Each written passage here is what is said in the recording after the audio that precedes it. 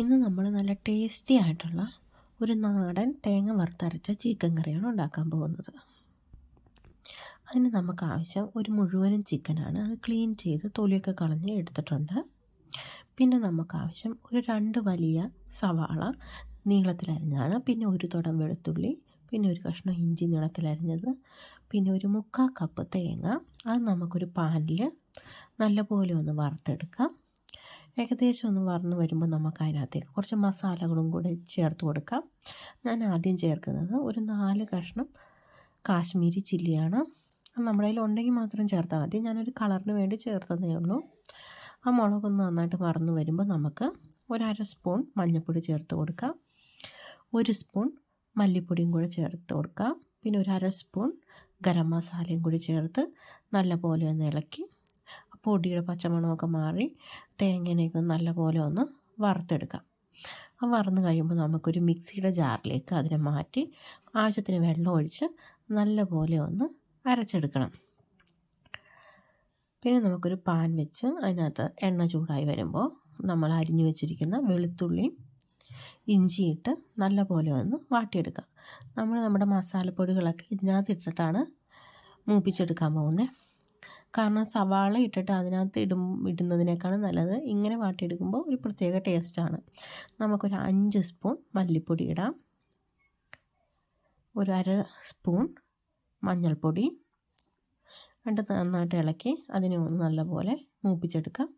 ഇനി ഒരു 2 spoon chicken മസാലയും കൂടി ഇട്ട് കൊടുക്കുകയാണ്. അതൊന്ന് മൂത്ത് വരുമ്പോൾ നമുക്ക് ലാസ്റ്റായിട്ട് ഒരു 2.5 സ്പൂൺ മുളക് പൊടി ഇട്ട് കൊടുക്കാം. അത് അവരവരുടെ എരിവിന് ആവശ്യമായ രീതിയിൽ നമുക്ക് ചേർത്ത് കൊടുത്താൽ മതി. എന്നിട്ട് നമുക്ക് അരിഞ്ഞു വെച്ചിരിക്കുന്ന സവാളയും കൂടി ചേർത്ത് നല്ലപോലെ ഒന്ന് വാട്ടിയെടുക്കാം. നല്ലപോലെ ഒന്ന് ഇളക്കി യോജിപ്പിച്ച് നമുക്ക് ആവശ്യത്തിന് ഉപ്പും കൂടെ ചേർത്ത് ഒന്നും കൂടി ഒന്ന് ഇളക്കി നല്ലപോലെ ഒന്ന് മൂടി വെച്ച് ഒരു 5-10 മിനിറ്റ് ഒന്ന് വാട്ടിയെടുക്കാം. അപ്പോൾ സവാളയുടെ വെള്ളമൊക്കെ ഇറങ്ങി സവാള നല്ലപോലെ വാടിയിരിക്കും. അന്നേരം ഇപ്പോൾ ഒരു 5 മിനിറ്റായി, സവാളയൊക്കെ നല്ലപോലെ വാടിയിട്ടുണ്ട്. ഇനി നമുക്ക് അരച്ച് വെച്ചിരിക്കുന്ന തേങ്ങ അതിനകത്തേക്ക് ചേർത്ത് കൊടുക്കാം. ആവശ്യത്തിന് വെള്ളവും നമുക്ക് ചേർത്ത് കൊടുത്ത് നല്ലപോലെ ഇളക്കിയെടുക്കാം.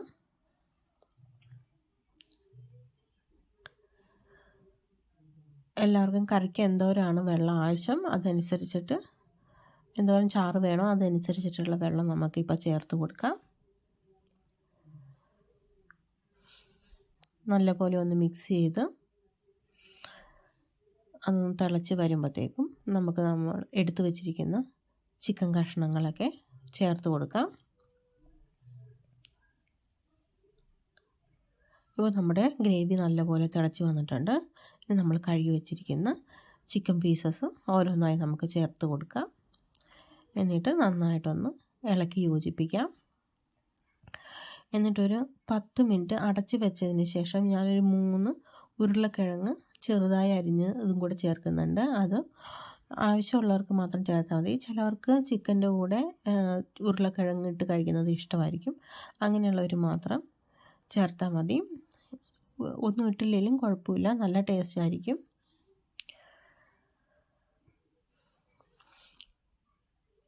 ഇപ്പോൾ ഒരു 10 മിനിറ്റായി. ഞാൻ ഉരുളക്കിഴങ്ങ് ചേർത്തു. ചിക്കൻ ഏകദേശം വെന്ത് തുടങ്ങുന്നതേ ഉള്ളൂ. ഇനി നമുക്ക് ഈ ഉരുളക്കിഴങ്ങ് വെന്ത് കഴിയുമ്പോൾ നമ്മുടെ ചിക്കനും പൂർണ്ണമായിട്ട് വെന്തിട്ടുണ്ടാവും. അന്നേരം നമുക്ക് തീ ഓഫ് ചെയ്യാം. ഞാനൊരു 1/2 മണിക്കൂർ ലോ ഹീറ്റിലാണ് വേവിച്ചെടുക്കുന്നത് ചിക്കൻ. ഒരു 1/2 മണിക്കൂർ കഴിഞ്ഞപ്പോൾ ഇങ്ങനെയായി, ചാറൊക്കെ കുറുകി ഉരുളക്കിഴങ്ങും ചിക്കനൊക്കെ നല്ലപോലെ വെന്ത് വന്നിട്ടുണ്ട്. ഇനി നമുക്കത് സെർവ് ചെയ്യാം. നല്ല ടേസ്റ്റുള്ളൊരു കറിയാണ്. നമുക്ക് എല്ലാത്തിൻ്റെ കൂടെ കഴിക്കാൻ പറ്റുന്ന ഒരു ഡിഷാണിത്. എല്ലാവരും ഒന്ന് ട്രൈ ചെയ്ത് നോക്കണം. നല്ല ടേസ്റ്റുള്ള റെസിപ്പിയാണിത്.